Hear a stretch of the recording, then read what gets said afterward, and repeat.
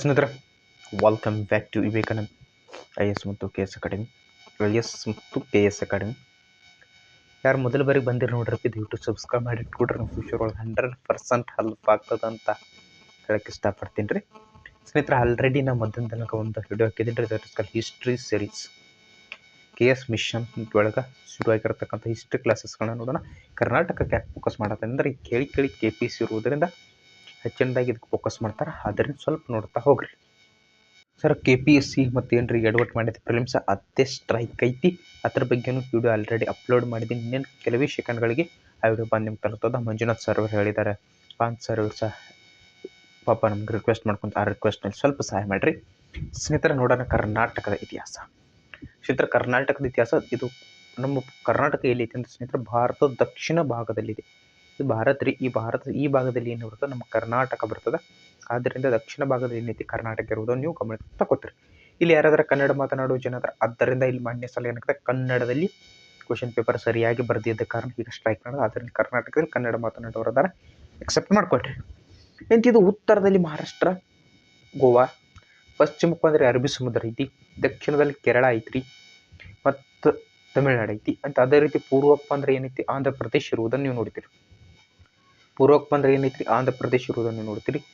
ಇದು ಇಷ್ಟೆಲ್ಲ ರಾಜ್ಯಗಳ ಗಡಿ ಹಚ್ಕೊಂಡದ.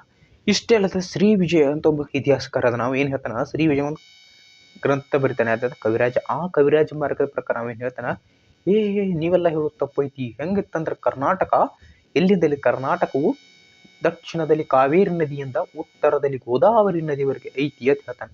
ಬಟ್ ಅಷ್ಟಾದರೂ ಮಹಾರಾಷ್ಟ್ರದ ಅಂದರೆ MH ಅಂತ ಇಟ್ ಮೀನ್ಸ್ ಮಹಾರಾಷ್ಟ್ರದ ವಿವಾದ ನೀವು ಇರುವುದನ್ನು ನೋಡಾಕತ್ತೀರಿ.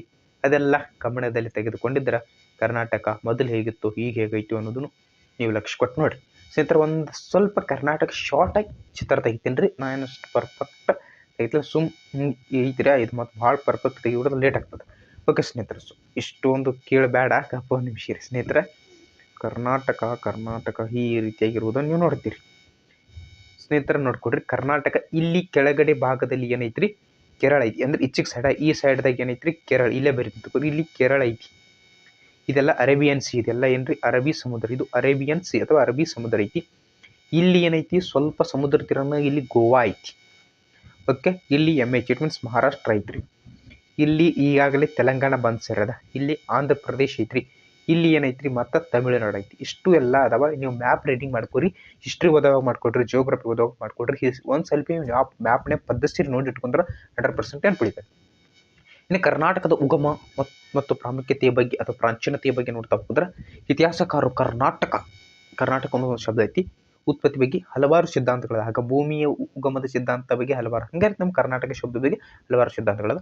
ಅವರಲ್ಲಿ ಕೆಲವರು ನಾಡಿಗೆ ಈ ಭೂಮಿಯಿಂದ ಹೆಸರು ಬಂದೈತಿ, ಭೂಮಿಯಿಂದ ಹೆಸರು ಬಂದೈತಿ ಅಂತ ಹೇಳ್ತಾರೆ. ಇನ್ನು ಕೆಲವರು ಜನಾಂಗ ಅಥವಾ ಕುಲದಿಂದ ಹೆಸರು ಬಂದೈತಿ ಅಂತ ವಾದ ಮಾಡ್ತಾರೆ. ಇಷ್ಟಲ್ಲದೆ ಇನ್ನೂ ಕೆಲವರು ಈ ನಾಡಿನಿಂದಲೇ ಜನರಿಗೆ ಹೆಸರು ಬಂದೈತೆಂದು ವಾದ ಮಾಡ್ತಾರೆ. ಕರ್ನಾಟಕ ಎಂಬ ಶಬ್ದವು ಮಹಾಭಾರತದ ಭೀಷ್ಮ ಪರ್ವ ಮತ್ತು ಸಭಾಪರ್ವ.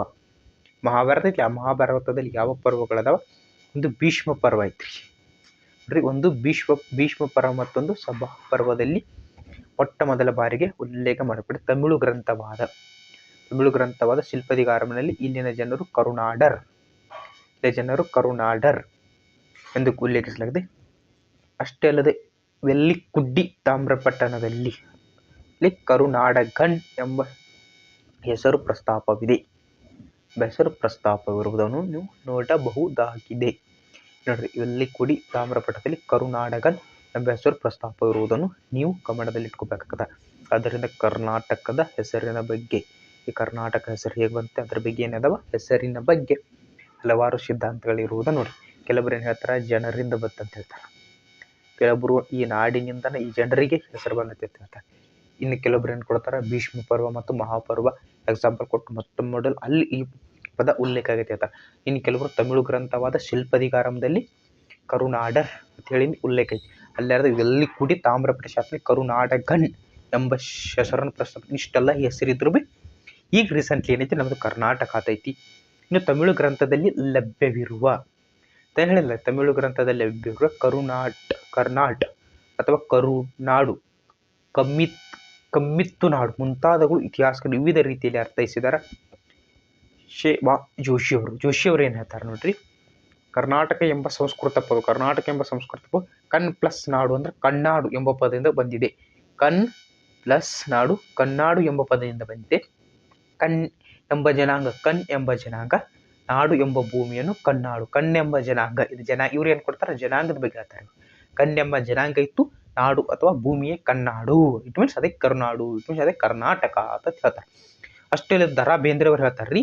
ದ ರಾ ಬೇಂದ್ರೆ ಅವ್ರು ಏನು ಹೇಳ್ತಾರೆ, ನಮ್ಮ ಮೇಲೆ ದ ರಾ ಬೇಂದ್ರೆ ಅವ್ರು ಹೇಳ್ತಾರೆ, ಕನ್ನರು ಮತ್ತು ನಾಟರು ಎಂಬ ಎರಡು ಜನಾಂಗಗಳು. ಇವರು ಸಹ ಜನಾಂಗಕ್ಕೆ ಹೆಚ್ಚಿಗೆ ಪ್ರಾಮುಖ್ಯತೆ ಕೊಡ್ತಾರೆ. ಜನಾಂಗಕ್ಕೆ ಹೆಚ್ಚಿನ ಇಲ್ಲಿ ಕನ್ನರು ಮತ್ತು ನಾಟರು ಎಂಬ ಎರಡು ಬಗೆಯ ಜನಾಂಗಗಳಿದ್ದು ಅವರಿಬ್ಬರು ಕೂಡಿ ಕಣ್ಣಾಟರು ಎಂಬುದಾಗಿ ಸಂಸ್ಕೃತ ಪದವೇ ಕರ್ನಾಟಕವಾಯಿತು ಅಂತ ಹೇಳ್ತಾರೆ ದ ರಾ ಬೇಂದ್ರೆ ಅವ್ರ.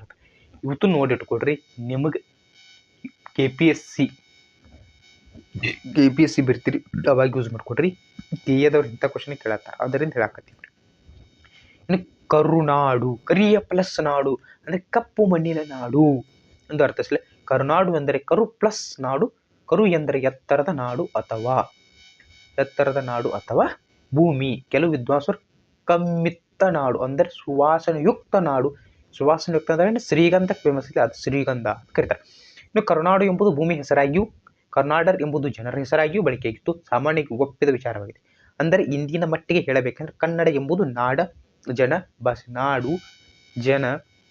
ಮತ್ತು ಭಾಷೆ ಎಲ್ಲವನ್ನು ಒಳಗೊಂಡು ಇವಕ್ಕೆಲ್ಲ ಪರ್ಯಾಯವಾಗಿ ನಿಂತಿದೆ ಕರ್ನಾಟಕ, ಕನ್ನಡಿಗ ಮತ್ತು ಕನ್ನಡ. ಬಾರಿಸು ಕನ್ನಡ ಡಿಂಡಿಮವ. ಓಕೆ ಸ್ನೇಹಿತರೆ, ನೆಕ್ಸ್ಟ್ ಹೋಗೋಣ. ಸ್ನೇಹಿತರ, ಕರ್ನಾಟಕದ ವ್ಯಾಪ್ತಿಯನ್ನು ಅದನ್ನಾಳಿದ ರಾಜರ ಸಾಮರ್ಥ್ಯ ವಿಶಾಲ ಮತ್ತು ಸಂಕುಚಿತವೂ ಆಗಿದೆ. ಕಡಲ ತೀರಗಳದಾವ, ಪಶ್ಚಿಮ ಘಟ್ಟಗಳು, ಸಹ್ಯಾದ್ರಿ, ಮಲೆನಾಡು ಹಾಗೂ ಉತ್ತರ ಮತ್ತು ದಕ್ಷಿಣದ ಬಯಲುಗಳು ಕರ್ನಾಟಕ ಭೌಗೋಳಿಕ ಇತಿಹಾಸವನ್ನು ರೂಪಿಸುವಲ್ಲಿ ಪ್ರಮುಖ ಪಾತ್ರ ವಹಿಸಿವೆ. ಈ ಪ್ರದೇಶವನ್ನು ಆಳಿದ ಪ್ರಮುಖ ರಾಜವಂತರು ಕದಂಬರಾಗಿದ್ದಾರೆ. ನೋಡ್ರಿ, ಕದಂಬರು ಆಳಿದಾರ. ಗಂಗರು, ಚಾಲುಕ್ಯರು, ರಾಷ್ಟ್ರಕೂಟರು, ಹೊಯ್ಸಳರು, ವಿಜಯನಗರದ ಅರಸರು, ಮೈಸೂರಿನ ಒಡೆಯರು ಮುಂತಾದವರು ಹಲವಾರು ಜನ ಏನು ಮಾಡಿದ್ರೆ ನಮ್ಮ ಕರ್ನಾಟಕವನ್ನು ಆಳಿದಾರ. ಮಧ್ಯಯುಗದಕ್ಕೆ ಹೋದ್ರೆ ಅಲ್ಲಿ ಸಾರ್ತಾರೆ. ಅವರ ನೀಡಿರುವಂಥ ಕಲೆ ಆಗಿರ್ಬೋದು, ಆಡಳಿತ ಆಗಿರ್ಬೋದು, ವಾಸ್ತುಶಿಲ್ಪ ಆಗಿರ್ಬೋದು, ಶಿಕ್ಷಣ, ಧಾರ್ಮಿಕ ಕ್ಷೇತ್ರವೇ ಹಲವಾರು ಕೊಡುಗೆಗಳನ್ನು ಯಾರು ನೀಡಿದ್ದಾರೆ ಅಂದರೆ ಕದಂಬರು ನೀಡ್ಯಾರ, ಗಂಗರು ನೀಡ್ಯಾರ, ಚಾಲುಕ್ಯರು ನೀಡ್ಯಾರ, ರಾಷ್ಟ್ರಕೂಟ, ಹೊಯ್ಸಳ, ವಿಜಯನಗರ, ಅಲ್ಲಾವುದ್ದೀನ್ ಖಿಲ್ಜಿ, ಮಲ್ಲಿಕಾರ್ಜುನ ದಂಡನಾಯಕರು ಇವರು ಸಹ ಏನೇನೋ ಮಾಡಿ ಹೋಗ್ಯಾರ ನಮ್ಮ ಕರ್ನಾಟಕದವರ. ಕರ್ನಾಟಕ ರಾಷ್ಟ್ರೀಯ ಚಳುವಳಿ ಸಂದರ್ಭ ಮಹತ್ವದ ಪಾತ್ರ ವಹಿಸಿ ಇಲ್ಲಿ ಬ್ರಿಟಿಷ್ ವಿರೋಧಿ ಸಶಸ್ತ್ರ ಬಂಡಾಯಗಳು ಆಗ್ಯಾವ. ಆದ್ದರಿಂದ ತಿರುವಾಡಿ ಕ್ವಶನ್ ನಮ್ಮ KPSC ಅವರು ಹೊಡಿತಾರೆ. ಕನ್ನಡಿಗರು ಮಹಾತ್ಮ ಗಾಂಧೀಜಿಯವರನ್ನು ಮತ್ತು ರಾಷ್ಟ್ರೀಯ ಚಳುವಳಿಯನ್ನು ಬೆಂಬಲಿಸಿದರು. ಕರ್ನಾಟಕ ಇತಿಹಾಸ ಮತ್ತು ಸಂಸ್ಕೃತಿ ಭಾರತೀಯ ಪರಂಪರೆಯ ಸಮಾನ ಅವಿಭಾಜ್ಯ ಅಂಗವಿದೆ. ಕನ್ನಡ ಭಾಷೆಯು ಭಾರತದ 4 ಶಾಸ್ತ್ರೀಯ ಭಾಷೆಗಳಲ್ಲಿ ಒಂದೆಂದು ಪರಿಗಣಿಸಲ್ಪಟ್ಟಿದೆ. ಕನ್ನಡಿಗರೆಲ್ಲ ಹೆಮ್ಮೆಯ ವಿಷಯವಾಗಿದೆ ಎಂಬುದು ನಿಮ್ಮ ಗಮನಕ್ಕೆ ತರುವ ಮುಖಾಂತರ ಕನ್ನಡದ ಬಗ್ಗೆ ನೋಡಿದೆ. ಇನ್ನು ಭಾರತದ ಇತಿಹಾಸದ ಮೂಲ ಆಧಾರಗಳ ಬಗ್ಗೆ ಸಂಕ್ಷಿಪ್ತವಾಗಿ ನೋಡುವುದಾದರೆ, ಇತಿಹಾಸವು ಗತಕಾಲದ ಘಟನೆ. ಇತಿಹಾಸ ಎಂದರೆ ಏನು ಕೇಳ್ತೀರಿ, ಶಾರ್ಟಾಗಿ ಗತಕಾಲದ ಘಟನೆಗಳ, ಮಾನವನ ಸಾಧನೆಗಳ, ಕಾಲಘಟ್ಟಗಳ ದಾಖಲೆಯೇ ಇತಿಹಾಸ. ಘಟನೆಗಳು ಅಥವಾ ಸಾಧನೆಯನ್ನು ಪುನರಾವರ್ತಿಸುವುದಾಗಲಿ ಪುನರ್ನಿರ್ಮಿಸುವುದಾಗಲಿ ಸಾಧ್ಯವಿಲ್ಲ. ಇತಿಹಾಸಕಾರರು ಲಭ್ಯವಿರುವ ಮೂಲ ಆಧಾರಗಳ ಸಹಿತ ಗತಕಾಲವನ್ನು ಪುನರ್ರಚಿಸುವ ಪ್ರಯತ್ನ ಮಾಡ್ತಾರೆ. ಅಂದರೆ ಒಡೆದ ಹೋದ ಮಡಿಕೆಗಳಿರ್ಬೋದು, ಎಲುಬುಗಳಿರ್ಬೋದು, ಕಾರ್ಬನ್ ಯೂಸ್ ಮಾಡಿ ಕಂಡು ಹಿಡಿತಾರೆ. ಆ ಮನೆಗಳು ನೋಡ್ತಾರೆ. ಈ ರೀತಿಯಾಗಿ ಹಿಂಗೆ ಇಮ್ಯಾಜಿನೇಷನ್ ಮಾಡುವುದು ಯಾವುದು, ಹಿಸ್ಟ್ರಿ ಹಿಂಗಿತ್ತು ಅಂತ ಹೇಳುವುದು ಅಕ್ಯುರೇಟ್ 100% ಹಿಂಗೆ ಹೇಳಕ್ಕೆ ಬರಲ್ಲ. ಬಟ್ ಇಮ್ಯಾಜಿನ್ ಮಾಡ್ಕೊತಾರೆ, ಈ ರೀತಿ ಜನಾಂಗದವರು ಇದ್ದರು, ಈ ರೀತಿ ಸಮುದ್ರಗಳು, ಸೇತುವೆಗಳು ಹಿಂಗೆ ಸುತ್ತಾಕಿ ಹೋಯಿತು, ಈ ಸಿಂಧು ನಾಗರಿಕತೆ ಹಲವಾರು ನಾಶ ಹೊಂದಕ್ಕೆ ಹಲವಾರು ಕಾರಣಗಳು ಕೊಡ್ತಾರೆ. ಅದು ಯಾವುದಕ್ಕೆ ಗೊತ್ತಾಗಲ್ಲ ಸ್ನೇಹಿತರೆ. ಒಟ್ಟು ಪುನರ್ರಚಿಸುವ ಗತಕಾಲವನ್ನು ಪುನರ್ರಚಿಸುವ ಪ್ರಯತ್ನವನ್ನು ಯಾರು ಮಾಡ್ತದೆ, ಹಿಸ್ಟ್ರಿ ಮಾಡ್ತದೆ. ಆದ್ದರಿಂದ ಮೂಲ ಆಧಾರಗಳ ಇತಿಹಾಸವಿಲ್ಲ. ಯಾವುದೇ ಆಧಾರ ಸಿಗ್ಲಿಕ್ಕಂದ್ರೆ ಇದು ಯಾವ ಮನೆತನಕ್ಕೆ ಸಂಬಂಧಪಟ್ಟದ, ಹೇಗೆ ಇತಿಹಾಸ ಇಲ್ಲಿ ಕಂಡು ಹಿಡಿಯುವುದಾದ್ರೆ ಅದರ ಆಧಾರಗಳಿಂದನೇ ಇತಿಹಾಸ. ಮೂಲ ಆಧಾರಗಳ ಅನ್ವೇಷಣೆ, ಸಂಗ್ರಹ, ಅರ್ಥೈಸುವ ಇತಿಹಾಸಗಾರ ಮುಂದಿರುವ ದೊಡ್ಡ ಸವಾಲುಗಳಾಗಿರುವುದನ್ನು ನೀವು ಗಮನಕ್ಕೆ ತೆಗೆದುಕೊಳ್ಬೇಕಾಗ್ತದೆ. ಐತಿಹಾಸಿಕ ಘಟನೆಗಳ ಬರುವಿಕೆಗಳು ಇಷ್ಟೇನು ಇಂಪಾರ್ಟೆಂಟ್ ಅಲ್ಲ, ಬಿಟ್ಬಿಡ್ರಿ. ಇಲ್ಲಿ ನೆಕ್ಸ್ಟ್ ಹೋಗೋಣ. ಇಂಪಾರ್ಟೆಂಟ್ ಅಟ್ಟ ನೋಡ್ತಾ ಹೋಗೋಣ ಸ್ನೇಹಿತರ. ಆಧಾರಗಳಲ್ಲಿ ಪ್ರಮುಖವಾಗಿ ವಿಧಗಳನ್ನು ನೋಡುವುದಾದರೆ, ಒಂದು ಪ್ರಾಕ್ತನ ಅಥವಾ ಪುರಾತತ್ವ ಆಧಾರಗಳು, ಇನ್ನೊಂದು ಸಾಹಿತ್ಯಿಕ ಆಧಾರಗಳು. ನೋಡ್ರಿ, ಆಧಾರಗಳಲ್ಲಿ 2 ವಿಧ, ಒಂದು ಪ್ರಾಕ್ತನ ಆಧಾರಗಳು, ಇನ್ನೊಂದು ಸಾಹಿತ್ಯದ ಆಧಾರಗಳು. ಪ್ರಾಕ್ತನ ಆಧಾರಗಳ ಬಗ್ಗೆ ನೋಡ್ತಾ ಹೋಗಿದೆ. ಪ್ರಾಕ್ತನ ಆಧಾರಗಳೆಂದರೆ ನೀವು ನೋಡ್ತಾ ಹೋಗಿದ್ದಾದ್ರೆ ಪ್ರಾಕ್ತನ ಅಥವಾ ಪುರಾತತ್ವ ಆಧಾರಗಳು.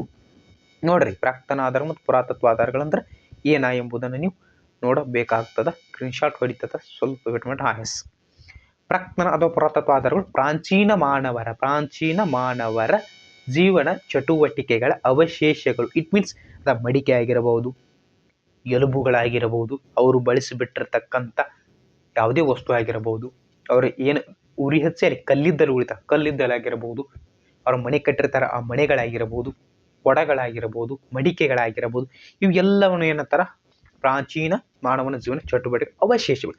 ಇವು ಉತ್ಖನನದ ಮೂಲಕ, ಒಂದು ನಿಮಿಷ, ಇವು ಉತ್ಖನನ ವರ್ಡ್ ಭಾಳ ಇಂಪಾರ್ಟೆಂಟ್. ಉತ್ಖನನದ ಮೂಲಕ ದೊರೆತ ಮಾನವ ನಿರ್ಮಿತ ವಸ್ತುಗಳು ಮತ್ತು ಆರಂಭಿಕ ಕಾಲದ ಶಿಲಾ ಸಾಧನಗಳು ಒಳಗೊಂಡಿದೆ. ಲಿಖಿತ ಮೂಲ ಆಧಾರಗಳು ಇಲ್ಲದ ಸಂದರ್ಭ ಇವು ಏಕಮಾತ್ರ ಆಧಾರ. ಅಂದ್ರೆ ಬರವಣಿಗೆ ಇಲ್ಲ, ಅವಾಗ ಬರವಣಿಗೆ ಇರಲಿಲ್ಲ, ಅವಾಗ ಇವತ್ತನ್ನು ನೋಡಿ ಏನು ಮಾಡ್ತಾರೆ, ಹಿಸ್ಟ್ರಿ ರೀಕ್ರಿಯೇಟ್ ಮಾಡುವ ಸಾಧ್ಯತೆ ತುಂಬ ಇರ್ತದೆ. ಓಕೆ, ಅವಾಗ ಏನೇನು ಸಿಕ್ಕ ನೋಡ್ಕೊಡ್ರಿ.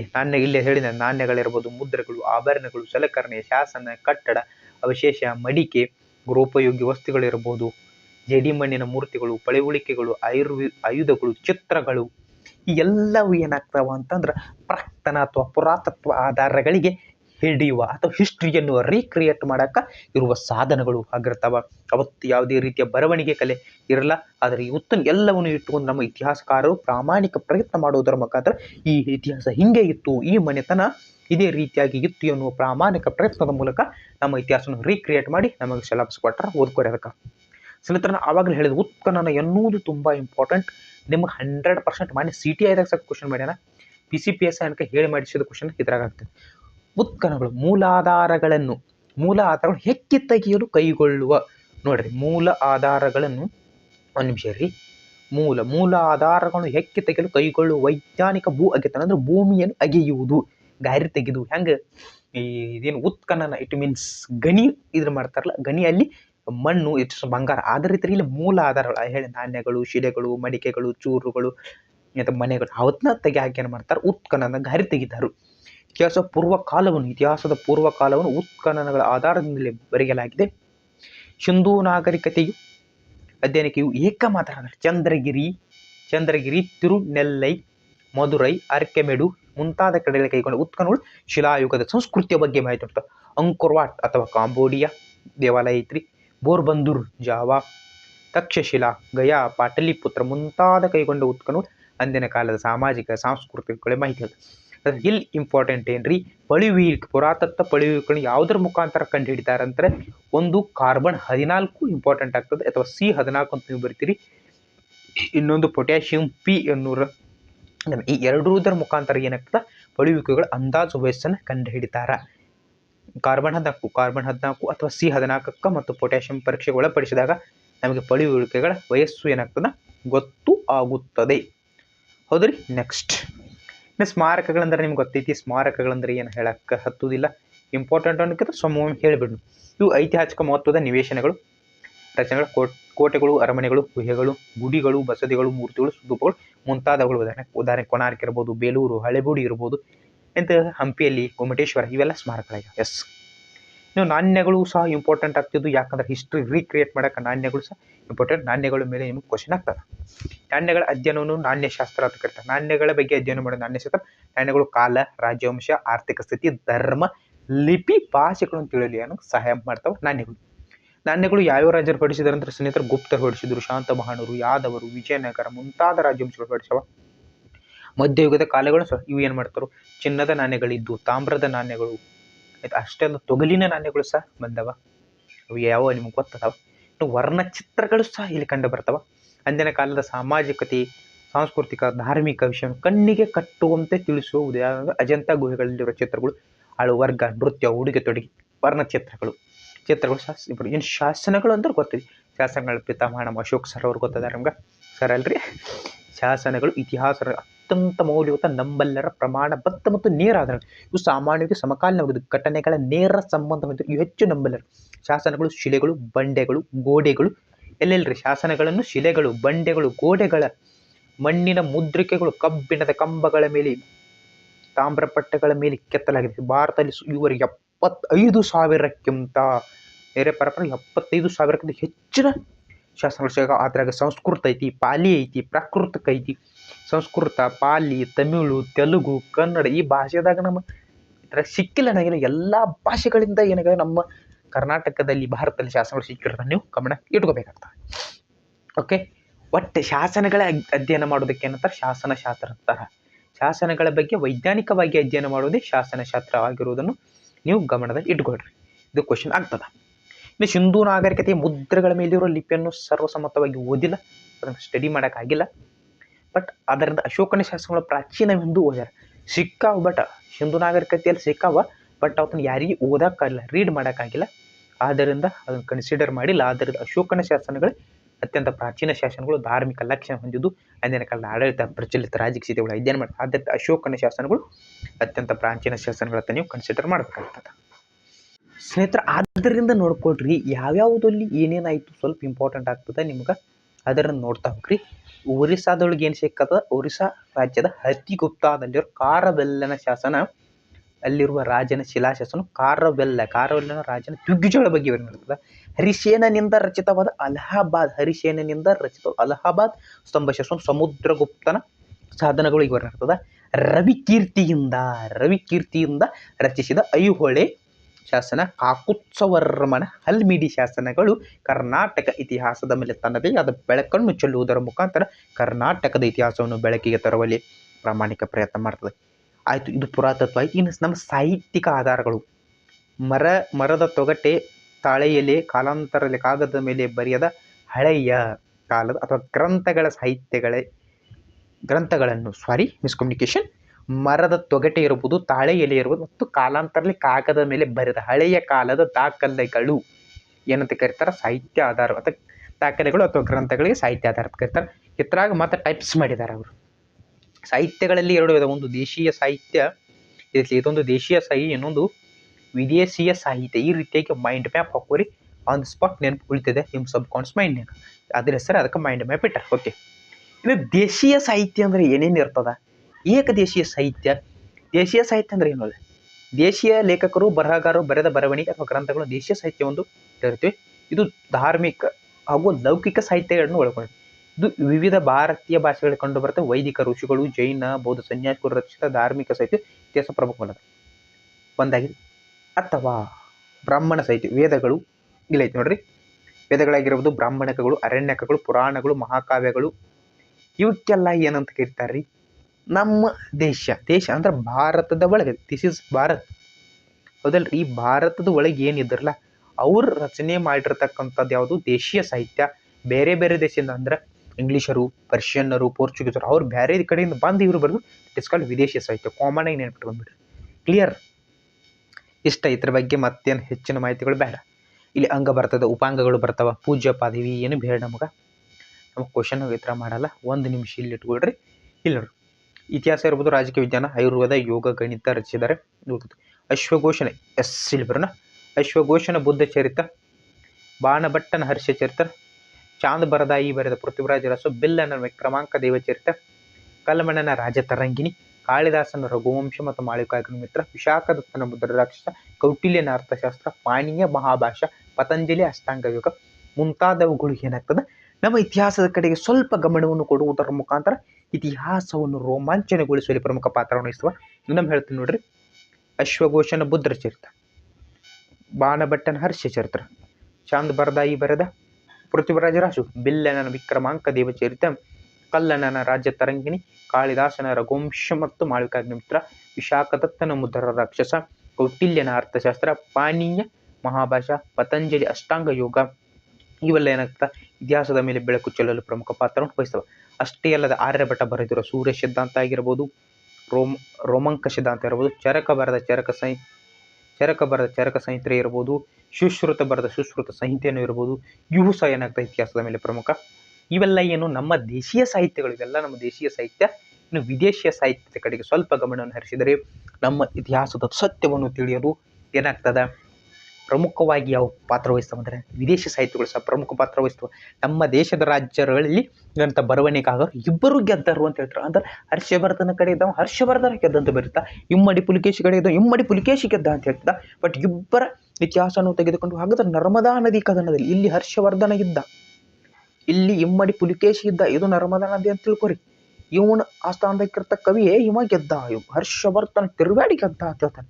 ಇಮ್ಮಡಿ ಕುಲಿಕೇಶಿ ಹರ್ಷವರ್ಧನ ಬಡದ ಹರ್ಷ ನರ್ಮದಾತರಿ ಹಿಂಗೆ ಹೋಯಿತು ಅಂತ ಬರೀತಾನೆ. ಹಾಗಾದ್ರೆ ನಂಬುವುದಾದರೆ ಏನು, ಅವತ್ತು ನಮ್ಮ ಇತಿಹಾಸಕರು ಯಾರ ಮೊರೆ ಹೋದ್ರು, ವಿದೇಶಿ ಬರವಣಿಕಾರರ ಮೊರೆಯನ್ನು ಹೋದ್ರು. ಯಾಕೆ ಹೋದ್ರು, ಇವರಿಗೆ ಬರೀ ಭಾಷೆನ ಬೇರೆ, ಆದ್ದರಿಂದ ಅವ್ರಿಗೆ ತಿಳಿತಿಲ್ಲಾಗಿತ್ತು, ಅದಕ್ಕೆ ಅದು ಕರೆ ಇತ್ತು. ಎಸ್, ಫೋಕಸ್ ಆನ್ ದಿಸ್ ವಿದೇಶಿ ಸಾಹಿತ್ಯ. ಭಾರತ ಫಲವತ್ತಾದ ಭೂಮಿ, ಸಂಪತ್ತು, ವೈದಿಕ ತತ್ವಜ್ಞಾನ, ಅನೇಕ ವಿದೇಶಿ ವ್ಯಾಪಾರಿಗಳು, ವಿದ್ಯಾರ್ಥಿಗಳು, ಯಾಂತ್ರಿಕರು, ತತ್ವಜ್ಞಾನ ಕರ್ಷಿಸಿತು. ಅವರಲ್ಲಿ ಅನೇಕರು ಭಾರತದ ಬಗ್ಗೆ ಅನೇಕ ದಾಖಲೆ, ಅನುಭವ, ಅಭಿಪ್ರಾಯಗಳನ್ನು ಬಿಟ್ಟು ಹೋಗ್ಯಾರ. ಮೆಗಸ್ತನಿಸ್ ನೋಡ್ರಿ, ಇಲ್ಲದ ನೋಡ್ರಿ ನಮ್ಮ ಹೀರೋ. ಗ್ರೀಕ್ ರಾಯಭಾರಿ ಮೆಗಸ್ತನಿಸ್ ತನ್ನ ಇಂಡಿಕಾ ಗ್ರಂಥದಲ್ಲಿ ಮೌರ್ಯರ ಕಾಲದ ದಕ್ಷಿಣ ಉತ್ತರದ ಬಗ್ಗೆ ಅಮೂಲ್ಯ ಮಾಹಿತಿ ನೀಡ್ತಾನೆ. ಅದೇ ರೀತಿಯಾಗಿ ಗ್ರೀಕ್ನ ಇತಿಹಾಸಕರು ಇನ್ನೊಬ್ಬ ಟಾಲೆಮಿ ತನ್ನ ಜಿಯೋಗ್ರಫಿ ಗ್ರಂಥದಲ್ಲಿ ಪ್ರಾಚೀನ ಭಾರತದ ವಾಣಿಜ್ಯ ಸಂಬಂಧಗಳು ಇವರು ನೋಡ್ತಾನೆ. ಅನಾಮಿಕ್ ಅಂದ್ರೆ ಗೊತ್ತಿಲ್ಲದ, ಅನಾಮಿಕ್ ಗ್ರೀಕ್ ಲೇಖಕ the Periplus of Erythraean the Periplus of Erythraean Sea ಎಂಬ ಗ್ರಂಥ ಭಾರತದ ಕಡಲು ತೀರದ ನಗರಗಳ ಬಗ್ಗೆ ನೀಡ್ತದ. ಅಷ್ಟೇ ಅಲ್ಲದೆ ಇನ್ನೊಬ್ಬ ಬರ್ತಾನ Pliny ಎಂಬವ. Pliny Roman ಇತಿಹಾಸಕಾರನು natural historia ಗ್ರಂಥದಲ್ಲಿ ಭಾರತ ಮತ್ತು ರೋಮ್ ನಗರಗಳ ಸಂಬಂಧವನ್ನು ವಿವರಿಸ್ತಾನೆ. ಇಂಟರ್ನ್ಯಾಷನಲ್ ರಿಲೇಶನ್ಶಿಪ್ ಅಂತ ನಿಮಗೈತ್ಲೆ ಒತ್ತವಾದ ಇತ್ತು ಅಂತ ಹೇಳ್ತಾನೆ. ಅಷ್ಟೇ ಅಲ್ಲದೆ ಇನ್ನೊಬ್ಬನ ಬರ್ತಾನ ಚೀನಿ ಯಾತ್ರಿಕನಾಗಿರ್ತಕ್ಕಂಥ ಪಹಿಯನಾಗಿರ್ಬೋದು, ಹುಯೆನ್ ಸ್ಟಾಂಗ್ಸ್ ಆಗಿರ್ಬೋದು, ಸಿಂಗರ್ ಅವರು ಬಹಳಷ್ಟು ಅಮೂಲ್ಯವಾದ ಮಾಹಿತಿಯನ್ನು ಕೊಡ್ತಾರೆ. ಅವರು ತಮ್ಮ ಗ್ರಂಥಗಳಾದ ಸಿಯುಕೆ ಆಗಿರ್ಬೋದು, ಇದೇ ರೀತಿ ಹಲವಾರು ಗ್ರಂಥಗಳಿಗೆ ಹಲವಾರು ಮಾಹಿತಿಗಳನ್ನು ಕೊಡುವುದನ್ನು ನೀವು ನೋಡಬಹುದಾಗಿದೆ. ಈ ರೀತಿಯಾಗಿ ಸ್ನೇಹಿತರ ಇಷ್ಟು ಅಮೂಲ್ಯವಾದ ಮಾಹಿತಿಯನ್ನು ನಾನು ಕೊಟ್ಟಿದ್ದೀನಿ. ದಯವಿಟ್ಟು ಯಾರು ನೋಡತ್ತೀರಿ ಸಬ್ಸ್ಕ್ರೈಬ್ ಮಾಡಿ ಇಟ್ಕೊಂಡು ಮತ್ತೆ ನೆಕ್ಸ್ಟ್ ವಿಡಿಯೋಲಿ ಇಲ್ಲಿ ಹಿಡಿದ ಶುರು ಮಾಡುವ ಪ್ರಾಮಾಣಿಕ ಪ್ರಯತ್ನ ನಾನು ಮಾಡ್ತೀನಿ. ನೆಕ್ಸ್ಟ್ ವಿಡಿಯೋಲಿ ಬಟ್ ಆಗೋಣ ಸ್ನೇಹಿತರೆ. ಅಲ್ಲಿವರೆಗೂ ಎಲ್ಲರಿಗೂ ಬಾಯ್.